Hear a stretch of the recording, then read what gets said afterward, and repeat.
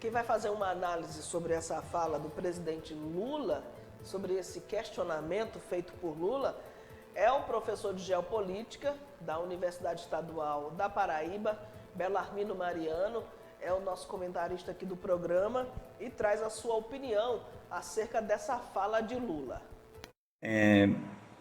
Bom, Michele, sobre essa questão do Lula, né, e da polêmica em relação à sua fala sobre o uso do dólar, né, como transação internacional, é importante a gente entender a geopolítica recente na qual o Brasil se torna protagonista. Até certo ponto, o governo Bolsonaro afastou o Brasil das relações internacionais, meio que na época do governo Trump, Bolsonaro ele adotou uma estratégia de meio que de completa abertura com os Estados Unidos e de certa forma fez duras críticas ao governo chinês, que é o principal comprador do Brasil, é o principal articulador econômico do Brasil. Hoje os Estados Unidos inclusive ficam em segundo lugar. E quando o governo Lula assume, ele assume, inclusive com a carta-programa, dizendo que vai reestruturar as relações internacionais que o Brasil havia perdido muito espaço no cenário mundial. Esse é o primeiro ponto a ser considerado. Um dos elementos chaves dessa nova geopolítica do Brasil dentro do cenário internacional, ela coincide com as políticas anteriores do governo Lula que estavam relacionadas à articulação do BRICS, né, que é esse bloco de países que envolve Brasil, Rússia, China, Índia, África do Sul e agora novos parceiros que provavelmente integrarão o bloco em breve, como é o exemplo da Argentina, provavelmente do México, Irã. Então, alguns desafetos dos Estados Unidos tendem a entrar também nesse bloco. Então, esse é um ponto-chave. O outro, a ex-presidenta Dilma Rousseff foi convidada para assumir a presidência do Banco do BRICS, que vai ser um banco exclusivo para relações comerciais entre os parceiros, entre os membros do banco, do BRICS.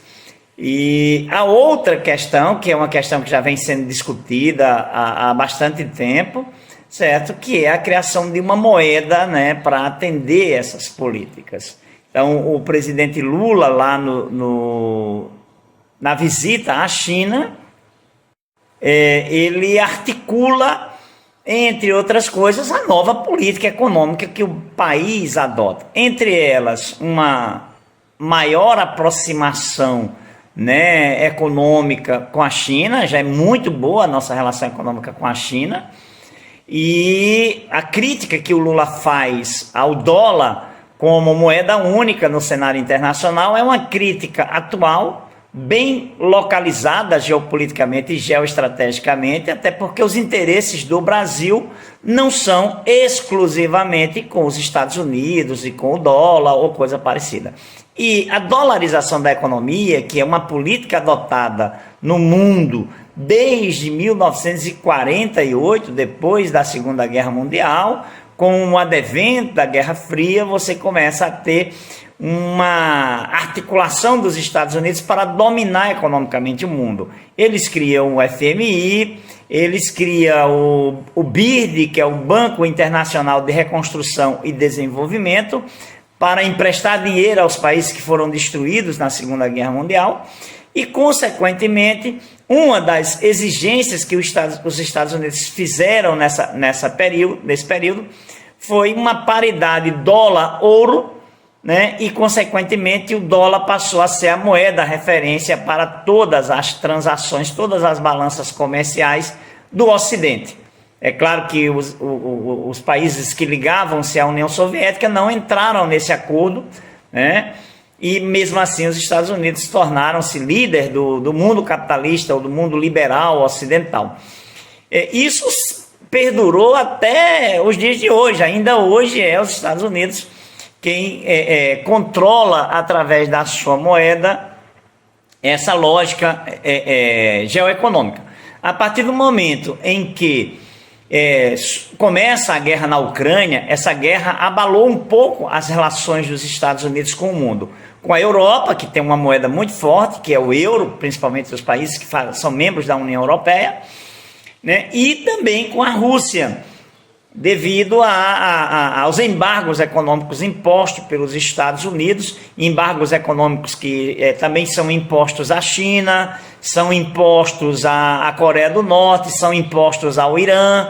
Então são vários tipos de embargos. Recentemente o Brasil foi até certo ponto ameaçado por alguns estadistas americanos, quando o presidente Lula autorizou, né, o governo Lula autorizou o atracamento de 2 navios iranianos em portos brasileiros, e mais recentemente o presidente Lula, né, o governo Lula assinou um acordo bilateral com o Irã, que é um acordo econômico muito vantajoso para o Brasil, né? O Brasil depende muito de alguns produtos iranianos, e o Irã ele tem muito interesse de comercializar com o Brasil.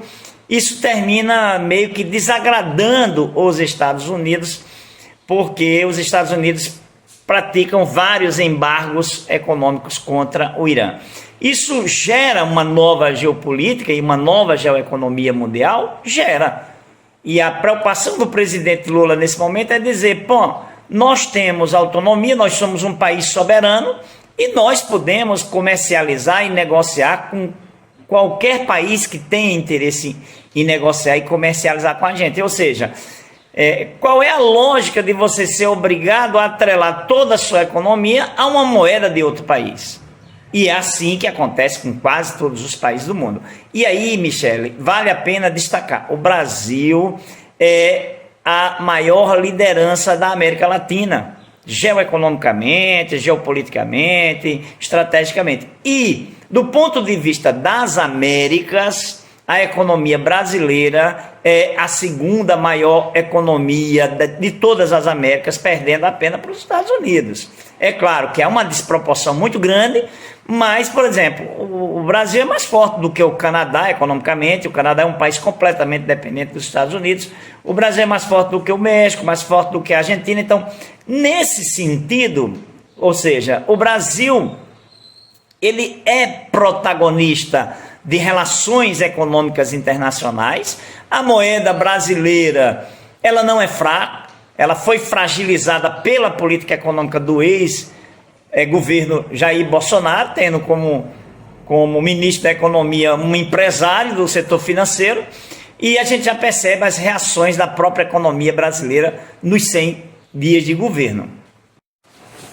Nesse sentido, eu entendo que é acertada a posição do presidente Lula, colocando o pingo nos is, né, os pingos nos is, no sentido de que, nesse momento, o Brasil faz parte de um bloco de países muito fortes, do ponto de vista da economia mundial, da economia internacional, né? O Brasil não pode ficar refém da moeda de um outro país, e a gente até certo ponto porque veja que tudo o que acontece no Brasil reflete no real frente ao dólar.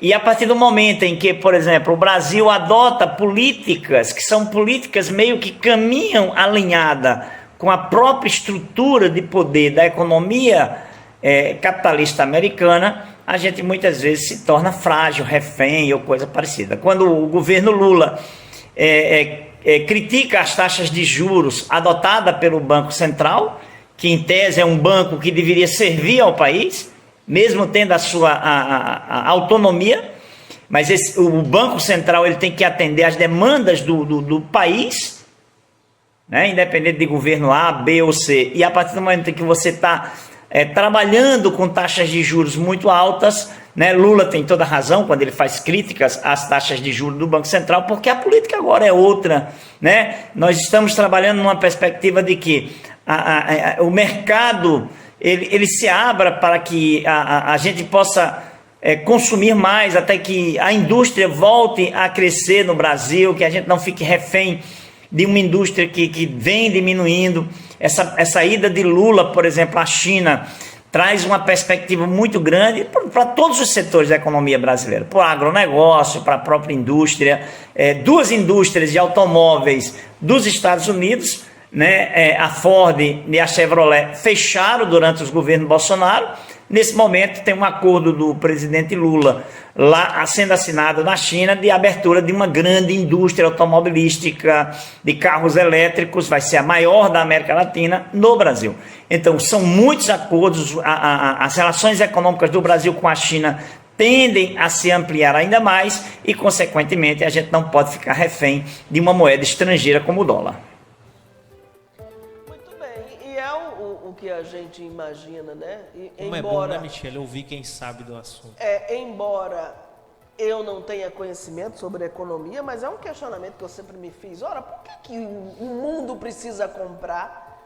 Por que a economia mundial precisa depender de uma moeda? Mas aí você sabe, né, Michele, que quando um país ele tem a alma, o espírito capitalista, porque o capitalismo é isso, é você lucrar em cima da exploração de outros, né? E o Brasil não, os Estados Unidos, ele é ultra, hiper capitalista, né? Ele vive pelo capitalismo, ele morre pelo capitalismo. Quem financiou as guerras, por exemplo, a Segunda Guerra Mundial, os Estados Unidos foi um dos maiores financiadores da guerra.